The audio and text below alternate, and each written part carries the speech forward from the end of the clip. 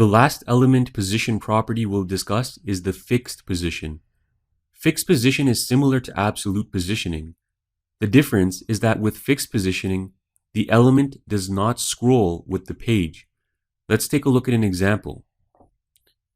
To see the difference between absolute and fixed positioning, we need to insert a much larger block of text above our div tags. This will force the page to allow scrolling. So I'm going to copy a large block of text and I'm going to paste it. So you can see that it's a lot longer than the previous block of text. So if I save the page and I preview it in the web browser, we can see that the page now scrolls.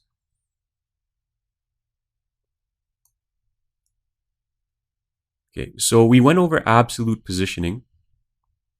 Okay, our parent in the last exercise had absolute positioning, and we can see that with absolute positioning,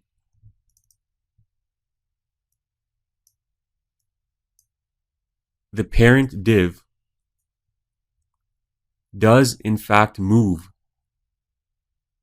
with the rest of the content when you scroll up and down. Now let's change the position to fixed.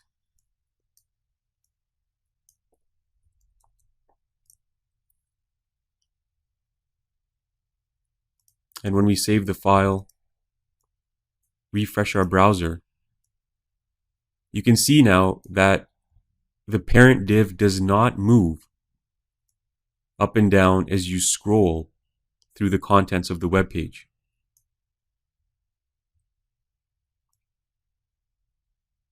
And that is the difference there between fixed and absolute positioning.